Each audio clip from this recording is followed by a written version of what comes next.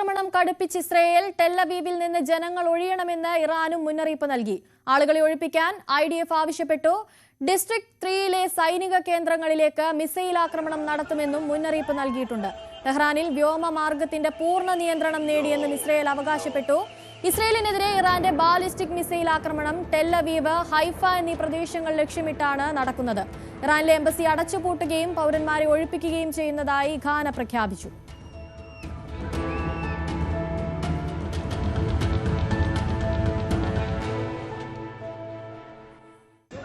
വിവരങ്ങളുമായി ആയിഷത്തുൽ ഷംന ചേരുന്നുണ്ട്. ഷംന, ടെഹ്റാൻ പിടിച്ചെടുക്കുക എന്ന ലക്ഷ്യത്തിലേക്കാണോ ഇസ്രായേലിന്റെ നീക്കം? എന്തൊക്കെയാണ് ലഭിക്കുന്ന വിവരങ്ങൾ? അനുശ്രീ, നിലവിൽ ആശങ്കപ്പെടേണ്ട സാഹചര്യമില്ലെന്ന് അധികൃതർ വ്യക്തമാക്കുമ്പോഴും സാഹചര്യം അതല്ല. ഇരു രാജ്യങ്ങളും മിസൈൽ ആക്രമണം തുടരുന്നു എന്നതാണ്. ഒപ്പം തന്നെ നേരത്തെ ഇസ്രായേൽ ആദ്യം ടെഹ്റാനിലേക്ക് മിസൈൽ ആക്രമണം നടത്തിയിരുന്നു. പക്ഷേ അതിന് പിന്നാലെ തന്നെ ഇറാനും മിസൈൽ ആക്രമണം നടത്തി. അത് ടെല്ലവീവിലേക്കാണ്. അങ്ങനെ ഇരു രാജ്യങ്ങളും ഈ മിസൈൽ ആക്രമണം ശക്തിപ്പെടുത്തുന്നു. ഒപ്പം തന്നെ ഇറാനിലുള്ള ഈ വിദ്യാർത്ഥികളെ ഒഴിപ്പിക്കുന്നു എന്നതാണ് ഇപ്പോഴുള്ള സാഹചര്യം. ഏകദേശം 10,000-ലധികം വിദ്യാർത്ഥികൾ അവിടെ ഉണ്ട് എന്നതാണ് ഇന്ത്യൻ എംബസി കണക്കാക്കുന്നത്. അതുകൊണ്ട് തന്നെ ഈ വിദ്യാർത്ഥികളെ ഉടൻ സുരക്ഷിത കേന്ദ്രങ്ങളിലേക്ക് മാറ്റുക എന്നതിനാണ് ഇപ്പോൾ പ്രാധാന്യം നൽകുന്നത്. ഒപ്പം തന്നെ ഇറാൻ മറ്റുള്ളവരോട് കൂടി സുരക്ഷിത കേന്ദ്രങ്ങളിൽ തുടരാൻ, സുരക്ഷിത കേന്ദ്രങ്ങളിലേക്ക് മാറാൻ നിർദ്ദേശം നൽകിയിട്ടുണ്ട്. എന്തായാലും ഈ നിലവിലെ സാഹചര്യത്തിൽ അവിടെ ഇന്റർനെറ്റ് ഇല്ല, ഭക്ഷണം, കുടിവെള്ളം എന്നതിനൊക്കെ പ്രയാസം നേരിടുന്നു എന്നതാണ് ഈ വിദ്യാർത്ഥികളിൽ നിന്നും നമുക്ക് ലഭിക്കുന്ന വിവരങ്ങൾ. അതുകൊണ്ട് തന്നെ ഇവരുടെ പൂർണ്ണമായും ഇവർക്ക് ബന്ധപ്പെടാനോ കാര്യങ്ങൾ അറിയിക്കാനോ കഴിയാത്ത ഒരു സാഹചര്യമുണ്ട്. എന്തായാലും സുരക്ഷിത കേന്ദ്രങ്ങളിലേക്ക് ഇവരെ മാറ്റുന്നു. അതും 148 കിലോമീറ്റർ അകലെയുള്ള കോം എന്ന സ്ഥലത്തേക്കാണ് ഈ വിദ്യാർത്ഥികളെ മാറ്റുന്നത് എന്നതാണ് ഇപ്പോൾ ലഭിക്കുന്ന വിവരം. എന്തായാലും ഇരു രാജ്യങ്ങളും തമ്മിൽ ഈ മിസൈൽ ആക്രമണം കടുപ്പിക്കുന്നു. ഒപ്പം തന്നെ ഈ ഇറാന്റെ ആയത്തുള്ള അലി ഖമേനിയെ വധിക്കുക എന്നതാണ് ഈ യുദ്ധത്തിനുള്ള ഒരു പൂർണ്ണ വിരാമം എന്നാണ് ഇസ്രായേൽ പ്രധാനമന്ത്രി നെതന്യാഹു വ്യക്തമാക്കിയത്. എന്നാൽ തിരിച്ചടിക്കും എന്ന കാര്യത്തിൽ ഇറാനും അക്കാര്യം വ്യക്തമാക്കിയതാണ്. ഒപ്പം തന്നെ ഈ ട്രംപിന്റെ ഒരു പ്രഖ്യാപനം നമ്മൾ കണ്ടു. അതായത് ഇസ്രായേലിനെതിരെ തിരിച്ചടിച്ചാൽ അതിനുള്ള ശക്തമായ മറുപടി ഇറാൻ നേരിടേണ്ടി വരും. ഇറാനെ ഇല്ലാതാക്കുന്നതിലേക്ക് വരെ കാര്യങ്ങൾ എത്തും.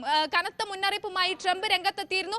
ഇക്കാര്യങ്ങളൊക്കെ നിലനിൽക്കുന്നതിന്റെ ഇടയിലാണ് വീണ്ടും ഈ മിസൈൽ ആക്രമണം എന്നതാണ് ഏറ്റവും എടുത്തു പറയുന്നത്. മാത്രമല്ല, ഇറാൻ ഇപ്പോൾ ഈ ആക്രമണം നടത്തിയതിന് തൊട്ട് പിന്നാലെ ഇറാന്റെ ഒരു പ്രതികരണം കൂടി വന്നിട്ടുണ്ട്. അതിങ്ങനെയാണ്, അതായത് ട്രംപ് വിചാരിച്ചാൽ ഈ യുദ്ധം അവസാനിപ്പിക്കാൻ കഴിയും. ട്രംപിന് വെറും ഒരു ഫോൺ കോൾ മാത്രം മതി യുദ്ധം അവസാനിപ്പിക്കാൻ.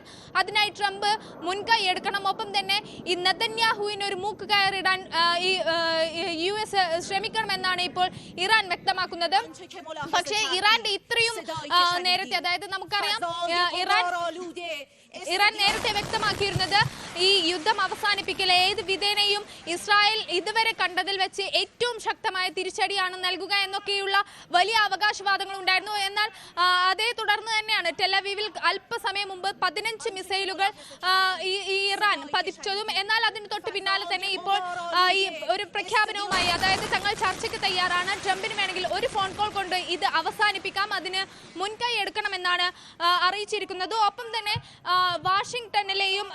വാഷിംഗ്ടണിലെയൊക്കെ നേതാക്കൾ തമ്മിൽ ഉയർന്ന ഇനി ചർച്ചകൾ ഉണ്ടാകുമെന്നൊരു റിപ്പോർട്ട് കൂടി വരുന്നുണ്ട്. അതായത് ഫ്രഞ്ച്, ജർമ്മൻ, ബ്രിട്ടീഷ് വിദേശകാര്യ മന്ത്രിമാർ ചേർന്ന് ഇറാന്റെ വിദേശകാര്യ മന്ത്രിയുമായി ചർച്ചകൾ നടത്തും. ഇന്ന് രാത്രിയോടുകൂടി തന്നെ ചർച്ചയുണ്ടാകുമെന്ന തരത്തിലുള്ള റിപ്പോർട്ടുകൾ വരുന്നുണ്ട്. പക്ഷെ ഇതൊന്നും സ്ഥിരീകരിച്ചിട്ടില്ല. ഇത് സംബന്ധിച്ച് ഔദ്യോഗികമായ വിവരങ്ങളൊന്നും ലഭിച്ചിട്ടില്ല. പക്ഷേ ഇത്തരമൊരു ചർച്ച നടക്കും എന്നാണ് ഇപ്പോൾ അറിയാൻ സാധിക്കുന്നത്. അതുകൊണ്ട് തന്നെ ഇനിയുള്ള നിമിഷങ്ങളേറെ നിർണായകമാണ്. ഇരു രാജ്യങ്ങൾക്ക് മാത്രമല്ല, ഒപ്പം തന്നെ മറ്റ് ഇതിനെ ആശ്രയിച്ച് കഴിയുന്ന മറ്റു രാജ്യങ്ങൾക്കും. നമുക്കറിയാം, ഒരു യുദ്ധമുണ്ടാകുമ്പോൾ അത് കേവലം 2 രാജ്യങ്ങളെ മാത്രമല്ല, ലോകമെമ്പാടും ബാധിക്കുന്ന ഒരു വിഷയമാണ്. അതുകൊണ്ട് തന്നെ ഇനിയുള്ള നിമിഷങ്ങൾ, ഈ ചർച്ചകൾ അത് ഏറെ നിർണായകമാണ്. അക്കാര്യത്തിൽ ഒരു സംശയവുമില്ല. എന്തായാലും നിലവിൽ ഇപ്പോൾ പശ്ചിമേഷ്യ കത്തുകയാണ് എന്ന് തന്നെ പറയാം. ഇരു രാജ്യങ്ങളും മിസൈൽ ആക്രമണം തുടർന്നുകൊണ്ടിരിക്കുന്നു. അവിടെ സമീപത്തു നിന്നും ഇന്ത്യൻ വിദ്യാർത്ഥികളെ അടക്കം സുരക്ഷിത കേന്ദ്രങ്ങളിലേക്ക് മാറ്റുന്നതായി വിവരമുണ്ട്.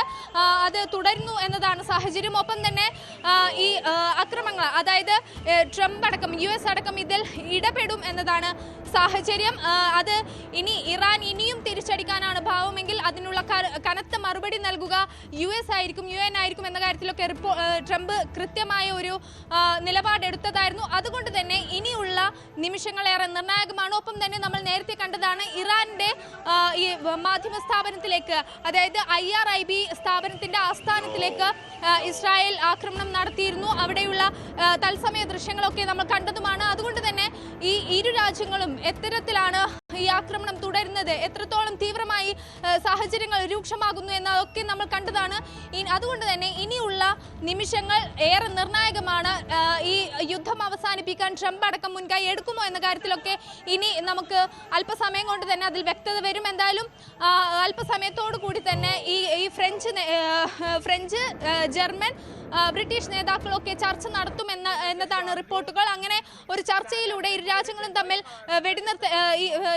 ആക്രമണങ്ങൾക്കൊക്കെ ഒരു അവസാനം കുറിക്കാൻ കഴിയുമെന്ന് നമുക്ക് പ്രതീക്ഷിക്കാം. അതിനായി കാത്തിരിക്കാം. അനുശ്രീ. ഷംന, അതുപോലെ തന്നെ ആക്രമണത്തിൽ നിന്ന് പിന്മാറണമെന്ന് ലോകരാജ്യങ്ങൾ ആവശ്യപ്പെടുമ്പോഴും ആക്രമണം തുടരുന്ന ഈ സാഹചര്യത്തിൽ ഈ ചർച്ചകൾ എത്രത്തോളം ഫലം കാണുമെന്ന് കരുതണം?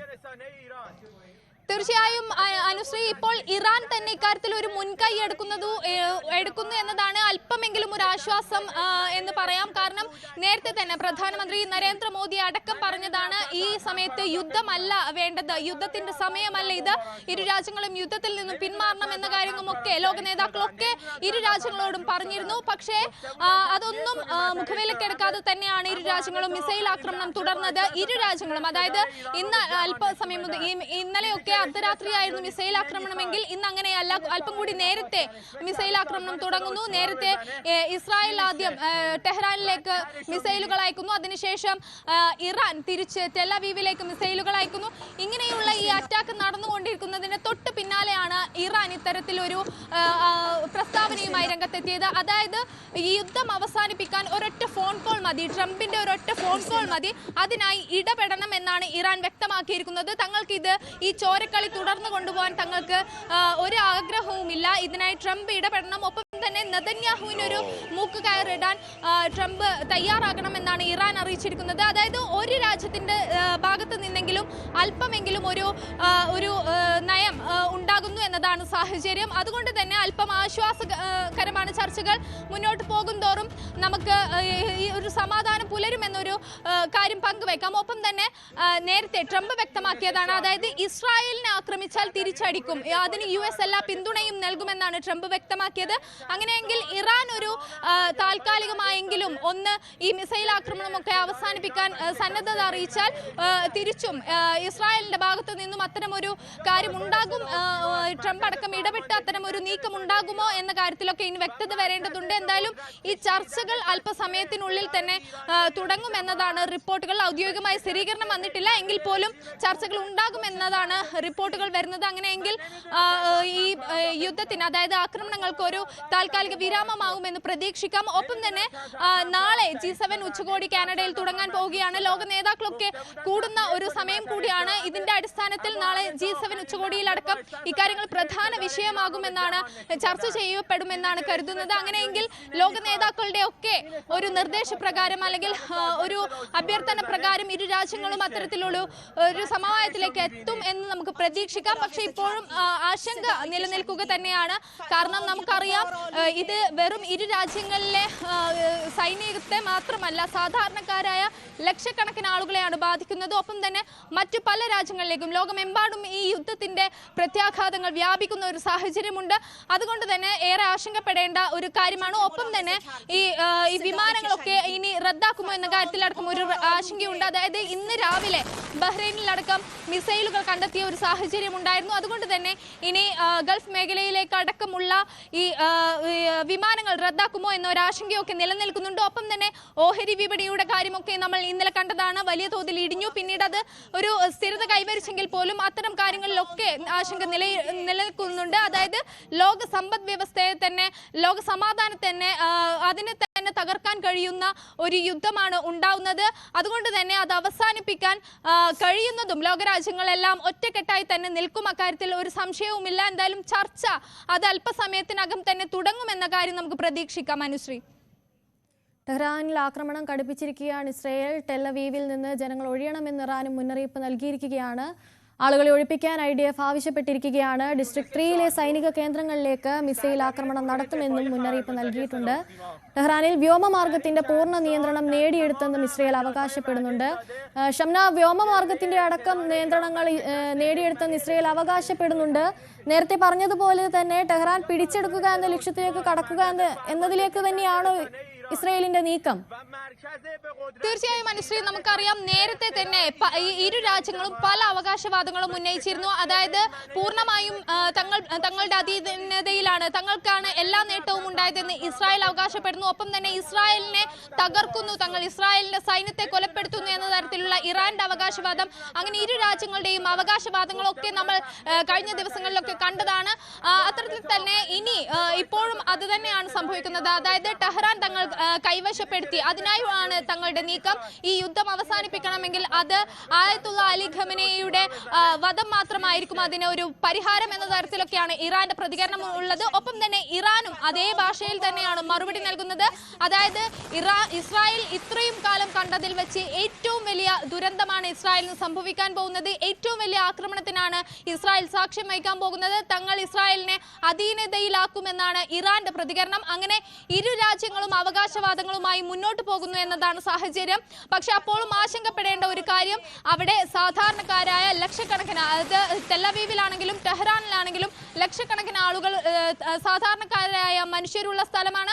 അതുകൊണ്ടാണ് ഈ ആശങ്ക നിലനിൽക്കുന്നതും. ഒപ്പം തന്നെ നമ്മൾ നേരത്തെ സൂചിപ്പിച്ചതുപോലെ ഇന്ത്യക്കാരെ സംബന്ധിച്ച് 10,000-ൽ പരം ഇന്ത്യൻ വിദ്യാർത്ഥികൾ അവിടെയുണ്ട്, മേഖലയിലുണ്ട്. ഇവരെ നമുക്ക് കൃത്യമായി ബന്ധപ്പെടാൻ കഴിയാത്തൊരു സാഹചര്യമുണ്ട്. ഇപ്പോൾ ഇവരെ സുരക്ഷിത കേന്ദ്രങ്ങളിലേക്ക് മാറ്റുന്നു എന്ന് പറയുമ്പോൾ പോലും കൃത്യമായി ഇന്റർനെറ്റ് സൗകര്യമോ ഒന്നും ലഭിക്കാത്ത ഒരു സാഹചര്യത്തിൽ ഇവരെ കൃത്യമായി ബന്ധപ്പെടാൻ കഴിയില്ല. ഇതൊക്കെ നമുക്ക് ഇന്ത്യക്കാരെ സംബന്ധിച്ച് ആശങ്ക വർദ്ധിപ്പിക്കുന്നതാണ്. ഇസ്രായേൽ ആക്രമണം കടുപ്പിച്ചിരിക്കുകയാണ്. ടെല്ലവീവിൽ നിന്ന് ജനങ്ങൾ ഒഴിയണമെന്ന് മുന്നറിയിപ്പ് നൽകിയിട്ടുണ്ട്. ആയിഷത്തിൽ ഷംനയാണ് വിവരങ്ങൾ നൽകിയത്.